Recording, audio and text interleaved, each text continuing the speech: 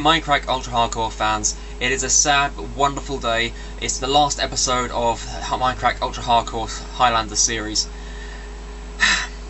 After only 6 episodes, it's over, but that 6 episodes did cover some 19 hours of footage, so you can't complain about this in the slightest. You really didn't see this. I really did think though that this was going to go for another couple of episodes, but it didn't, and it ended up with just being Kurt versus Good, and in the end, Good won on just half a heart. But I suppose, in a way, it's no surprise. If you saw the videos go up last night and you saw Good's one being slightly over 40 minutes long, you kind of presume, no, this has to be the last one. They obviously got towards the end and decided there's no point making a 10-minute video to finish this off. Run it out, take its course, or end it now while it's still on a high. I say on a high because it is still on a high, and if you'd taken that and just done a 10-minute episode, you would have completely lost the momentum. You know, people would have waited another 2 days for 10 minutes. Even though it would have had the big ending, it just would have felt like it was dragging it out. So this has been done just right, I feel. Of course, for this to get to the point where it's just Kurt versus Good, we have unfortunately lost both Beef and Badge. Vintage Beef started the episode with just 3 hearts. He managed to find 2 apples, and he sees a zombie eating some decaying leaves, so he presumes there's someone else in the area, acting pretty cautious. He crosses the forest, killing some pigs, follows the edge of the jungle biome, reaches some water, turns inland, starts digging down into a rather stubby little ravine. He digs in for the night after seeing a mob. This is where the end game for Beef's play begins. He starts digging down, hunting some lava sounds, finds some tunnels in the side of it, has a near miss with some lava.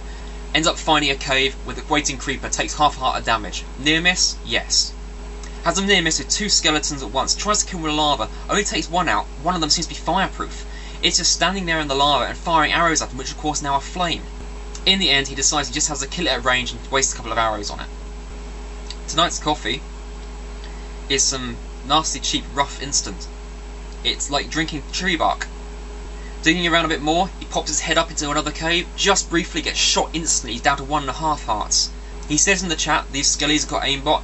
He digs another tunnel and apparently gets shot through a wall, so yeah, these skellies look like they've got aimbot. But yeah, he can't wait for Season 4 to play again, and frankly we can't wait for it either, because man, that is some good playing from Beef there.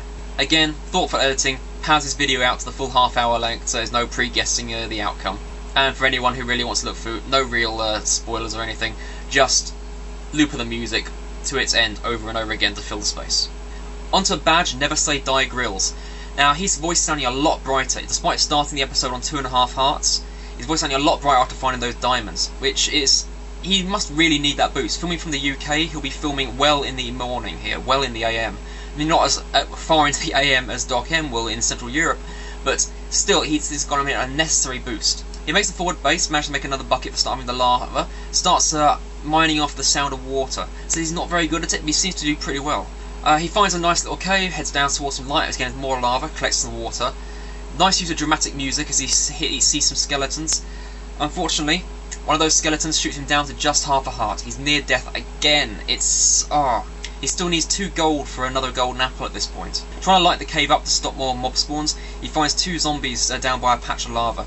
He takes one of them out on hand with his sword and decides to try and take the other one out with lava. Unfortunately, lag means the first bucket of lava doesn't settle, it doesn't light the zombie on fire. The second one does, but the zombie's too far ahead. It comes for him, hits him, takes away his last heart, and Badge is out of the game. Again, thoughtful editing from Badge. The video padded to conceal the obvious outcome. And by the way, that creeper in the background, if you fast forward, you'll notice it does in fact move across the screen. Of course, we have to talk about the final 2 contenders, Kurt and Good. Kurt started on 2.5 hearts, and Good started on 9. Kurt did some good work in this early episode on this one. He starts by backtrack and investigate the ravine. He starts lighting the jungle on fire like Vietnam, he says. He burns himself, very lucky not taking any damage from that. Gets some extreme lag spikes after looking down an underwater hole. I've marked that on the map because if they ever release this map, I'd be very curious to see what was down there. It looked like it went straight down, like a mob spawner, surface mob spawner had fallen in, but there was no obvious bottom to it. Anyway, he starts getting some serious lag spikes, ends up having to dig into a hole to restart his client to restart again. During that time, loses Badge. Once above ground again though, he manages to snipe a couple of skeletons, get 4 bones off them, manages to train up 2 wolves that are nearby, almost gets 3, one of them is just not having it. Shortly after that, Beef dies, so now it's down to just Kurt versus Good. Kurt starts considering traps in case Good tries for a land invasion by sea, but frankly with their positions being so far apart and still unknown, there's very little chance of that. They both decide to get on Skype together, which is necessary really, and they decide at the end what they really need to do is just head towards the 0 point. The map is very centered. The center of the map is the 0, 0 axis. It could well be a standard endgame rule that if you're the last 2 people on this server, then you have to head towards the 0, 0 mark to face off against each other, which would stop the painful idea of having to days and days of not seeing anyone, just scouting around, continually missing each other. And before we skip to the very end game, Good of course started on 9 hearts, and he started to explore west at the start of the episode, which is right towards Badger's domain, in fact crossing paths that Badger had previously walked without realising. He could have gone for him, but decided to stop when he saw just tundra wastes in front of him. And towards the end of the episode, you just got to start wondering to yourself whether Good is actually psychic, because there's points in this episode where he's thought things out loud, and then they've pretty much happened, such as, I'm going to have to go kill Badge. Badge loses some health. Starts wondering if everyone's going to die before he can find them. Beef dies. He's talking to Kurt over Skype, and they talk about the bed that Kurt made. He finds Kurt's bed. And finally, at the end of the episode, this is going to spoilers here, during their epic standoff against each other by arrow battle, in the edge of the forest biome, the jungle biome, and the desert biome, Good thinks to himself, you know what I really need down there is some mobs to come take you out, and what happens? Some mobs appear and take Kurt out, because that is how this ended up. The epic arrow battle was taking part between these 2 people. It really started to play on it, because obviously Kurt had 2 wolves, so Good decided to retreat to the trees and try and snipe him out. Kurt decides to try and burn the trees down, burn him out, which would be a fantastic tactic if not for at the same moment it starts to rain, or in the snow biome at least, start to snow, which puts the fire out instantly.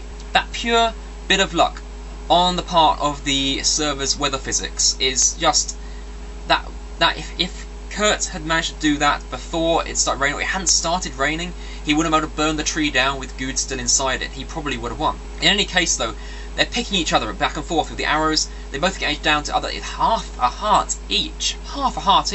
And at one point it really is incredible. They both take some fall damage. Good because Kurt shoots him off his little perch. Kurt because he backs off in retreat from arrow fire. And in the end though, it's got to night, the sun has gone down, it's raining, it's snowing, there are creepers and zombies and spiders forming around. There is a canyon full of lava behind Kurt. He backs off, tries to make a jump, a creeper explodes and blows Kurt out of the air, killing him, and Good is the last man standing. And it has been an absolutely amazing series, it really has. Say 19 hours between 8 players, and they're not let up for a minute here. There's been a few quiet points, but every point has always tied in with someone else's. It has been just beautiful to watch. And I, for one, am definitely looking forward to the next series they're already talking about. Anyway, of course, got to close up on the final details here. Nice short outro from Kurt. Nice complete credits, naming everyone that usually gets named in the video description. And we discover that he named his dead wolf Ace. Good the winner. Really nice sign-off. Comments on the playstyles, the endgame issues. While they've got a lot more ideas coming in from lots of people, and a lot of people interested in playing, they've got a lot of ideas of their own that they really want to try. They've already got them lined up. Of course, I should point out here, that doesn't stop people from trying them themselves, you know. The map mod is available. People can easily create a square map in MC Edit. There is nothing to stop people going out and trying this on their own. One of the ideas that is mentioned is the idea of doing teams rather than the Highlander style. It seems like it might be a bit tricky to do commentary on, that's just a personal perspective, but there's still nothing to stop it happening. And frankly, I'd never commented on any games before this, so you know, I've got to wonder, with so many people paying interest in this, maybe there's the possibility of a league developing, just like for Race for the Wool, with teams going from like the survivors of one going to meet the survivors from another, and obviously we keep it at an 8-player limit. It's doable, it's certainly doable. I must admit, I really thought this was going to go for another episode. I really thought we might see some PvP this episode, but I was not expecting it to finish. I really wasn't so soon. Of course, we couldn't probably finish this without going back to the betting page. First Blood was awarded to Pause on Pause. First to Die awarded to BOO. Last Man Standing, of course, awarded to Good. Terrible Idea awarded to Kurt J. Back for making a bed. Why Won't He Die awarded to Vintage Beef. Oh God, Why awarded to Doc M for Starvation. Vintage Beef awarded to Etho. And Planned Attack awarded to Vintage Beef, obviously for sneaking up on Kurt J. Mack. Of course, we've still got some awards left unawarded. Being a Hero, Awesome Idea, Worst Death, and Self-Sacrifice, all unawarded. So, but then again, they were always going to be a little bit optional. It really does seem to me, at the end of this series, the biggest concern of all the players was the map size. Now, while if they made the map smaller, there would be a lot more PvP, there might be a lot less tension, there might be a lot less suspense, but still, you've got a lot of height there, you still have a reasonable amount of width. What is an ideal map size for this? I mean, Good's talking about a 50 chunk by 50 chunk, where this one was 215. I gotta say, I know what a key dimension would probably be, and that is 724 blocks. Of course, this is taking, again, my little favourite thing, the portal physics. If you've got a map that is only 724 by 724, even if you've got a portal in the very far corner, it will connect every other portal in that map. So if you make a map that is 724 blocks or smaller, the first portal goes down will have every other portal created linked to it. And while I know that's not a deciding factor for this game, it's still something to take into account, because I like trying to work out what are fundamental statistical units that should be taken into account when thinking up these things.